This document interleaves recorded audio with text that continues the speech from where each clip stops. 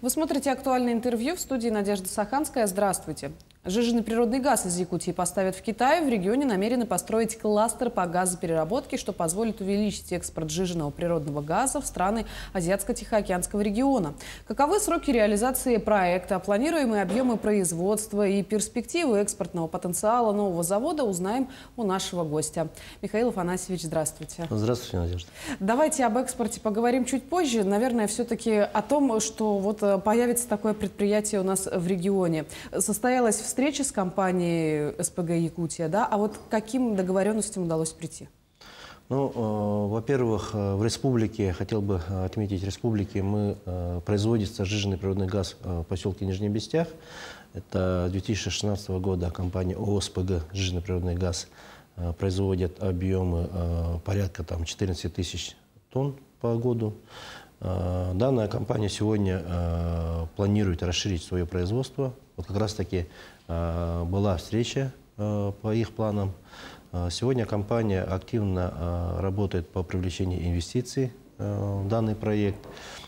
Планируется увеличение объема производства сжиженного природного газа до 500 тысяч тонн в год. Конечно же, сегодня интерес к данному топливу очень большой.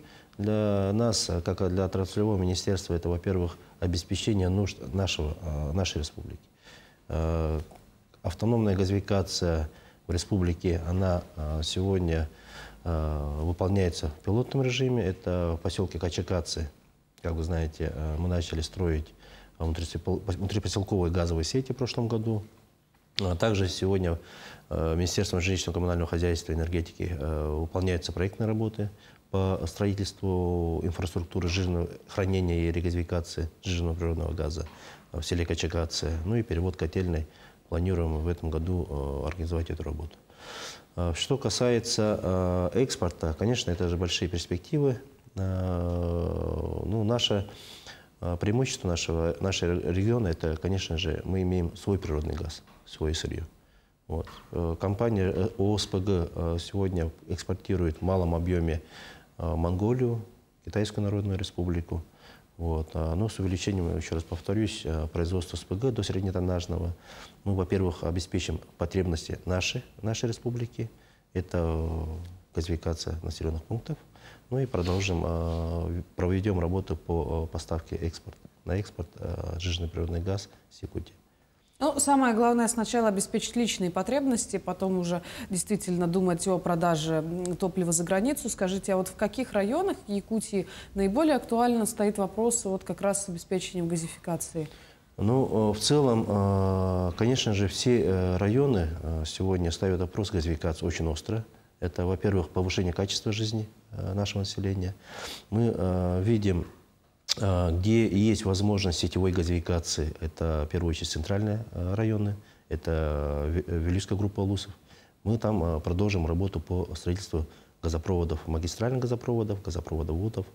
Что касается тех населенных пунктов, которые сегодня находятся вдали от сетевой газификации, это у нас населенные пункты и в Центральной Якутии это находятся. Это у нас правобережье, населенные пункты правобережья Хангаласского района. Это дальние населенные пункты Мегино-Кангаласского района, Чурапчинского, Усть-Алданского, Танцинского, Ангинского и так далее. То есть достаточно много сегодня населенных пунктов, которые сегодня находятся вдали от сетевой газификации. Это и Горный район, Вилюйский район. Вот. И в рамках данной программы мы, как отраслевое министерство, разработали программу потребления сжиженного природного газа до 2030 года. Вот, где мы расписали 27 населенных пунктов, которые в первую очередь мы планируем перевести на автономную газификацию. Также бы хотел отметить, что сжиженный природный газ – это топливо, которое мы можем использовать как моторное топливо для техники. Сегодня промышленные предприятия заинтересованы в переводе своей техники на сжиженный природный газ. То есть это тоже такое перспективное направление. Да, газовых заправок у нас там в республике-то по пальцам можно пересчитать. Да, сегодня активно мы развиваем многотопливные заправочные станции. Это компания «Саханнефтегазбыт». В своей инвестпрограмме предусмотрели строительство многотопливных заправок, где ставятся компрессорные станции, Это заправка компримированным природным газом. Сегодня есть по республике субсидии, выделяются на перевод техники на газобаллонное оборудование, именно на метан. До 90% мы компенсируем затраты наших граждан и предприятий. Если мы говорим о районах республики, то сразу вспоминается Ленский район, потому что обещано было, что этим летом им уделят особое внимание по программе социальной газификации. Как работа ведется в этом направлении? Вот, действительно, по Южной Якутии, по Западной Якутии сегодня активно выполняются строительно-монтажные работы тех населенных пунктов, которые сегодня находятся вдоль объекта «Сила Сибири». Сегодня ведется строительство межпоселковых газопроводов в селе Беченче, Мурья. Это те населенные пункты, которые сегодня включены в программу газификации нашу с «Газпромом». То есть в Ленском районе 3 населенных пункта сегодня включены. Также десяток населенных пунктов планируется газификации в Алекуминском районе. Порядка 8 населенных пунктов включены в Валданском районе. И поселок Енгра, Чульман включен тоже по Нерюнгринскому району. Эта работа очень сегодня активно руководит этой работой наша национальная компания, региональный оператор газификации, компания «Сахатранснефтегаз». И наши подрядные организации местные вовлечены в эту работу. И мы видим, что с каждым годом компетенции и техническое оснащение наших предприятий растет. Вот. И очень важно, что мы поддерживали наши предприятия, что они продолжали такими же темпами газификации наших районов. Сегодня, в марте месяце состоялась встреча с коллегами с ПАО «Газпром». Совместно делегация во главе с первым заместителем председателя правительства Джусаном Анатольевичем Борисовым встречались с «Газпромом». Провели переговоры по вовлечению в работу среднетюнское месторождение газоконденсатное. Это находится в Вилюйском районе, это месторождение.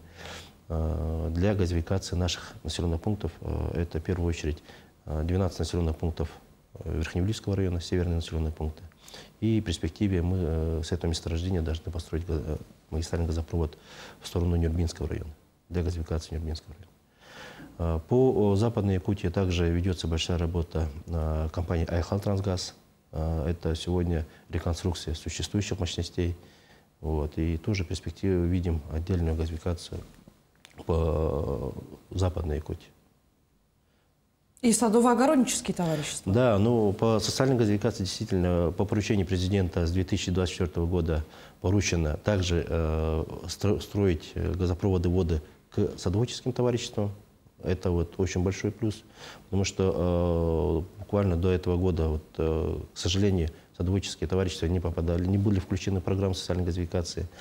По итогам прошлого года мы построили более 3500 газопроводов водов по республике. В этом году у нас в планах 1800 газопроводов водов строительства. Как вы сказали, мы ведем сейчас совместно с городским округом и муниципальными образованиями инвентаризацию садоводческих товариществ, сколько домов, домовладений. То есть есть отдельные требования, и хотел бы призвать наших граждан, у кого есть потребность и необходимость газификации своих дач. Соответственно, есть отдельные требования. Можно обратиться к компании «Сахатранснефтегаз» как региональному оператору газификации, ознакомиться с требованиями, и направить заявки для заключения договора на газификацию своих участков. Там отдельные требования, в первую очередь, это, конечно, домовладение должно быть со всеми правоустанавливающими документами и так далее. На самом деле, основная доля садоводческих товариществ сегодня, конечно же, это в городе Якутске. Это более 130 сегодня мы посчитали. И по каждому мы, как я сказал, проводим инвентаризацию совместно с городским округом и правами. Получается, дачникам более чем повезло. Да. Предлагаю еще немного поговорить об экспорте. Как вы считаете, насколько сейчас востребована продукция СПГ на восточном рынке? Конечно же, мы видим бурное развитие стран Азиатско-Тихоокеанского региона. Сегодня вектор развития, в связи с санкциями западных стран и так далее, вектор развития направили в сторону Востока сегодня. Республика активно развивает промышленность, Сегодня у нас потребность, увидим потребность Китайской Народной Республики в жиженном природном газе. Также большую потребность изъявили коллеги из Монголии, ну и других стран АТР. Да. На самом деле еще есть потребность в наших соседях, это в Дальневосточном регионах тоже сегодня есть потребность в жиженном природном газе. Вот. Поэтому перспектива большая на самом деле. Еще раз повторюсь, наше преимущество, что мы имеем свое сырье. Вот. А проблема с логистикой не возникнет? Есть, конечно же, у нас проблемы по восточному полигону, в целом по дальневосточным железным дорогам. Но сегодня страна и правительство Российской Федерации уделяет большое внимание увеличению пропускной способности. Я думаю, что в ближайшие годы этот вопрос будет решаться. Ну и в целом Якутия может покрыть спрос потребления? Ну, у нас с нашими запасами сегодня, ну, благодаря своевременным решениям правительства страны, были построены такие инфраструктурные крупные объекты, такие как Сила Сибири, Восточная Сибирь, Тихоокеан, нефтепровод. Да. Благодаря этому сегодня мы имеем возможность также вовлечь наши другие месторождения дополнительные, да, нефтяные, газовые месторождения для поставки природного газа, нефти в страны АТР, также организовать свое производство. В Южной Якутии, допустим, да, сегодня также прорабатывается вопрос по созданию Алданского промышленного кластера, где будет перерабатываться природный газ, будем получать продукцию отдельную, ну и, соответственно, будет реализовано это тоже в том числе и страны АТР. Ну, звучит довольно-таки перспективно, Михаил Афанасьевич. Благодарю, что пришли к нам сегодня. Спасибо вам за содержательную беседу. Приходите к нам еще. Спасибо. Напомню, вы смотрели программу «Актуальное интервью». До встречи в эфире.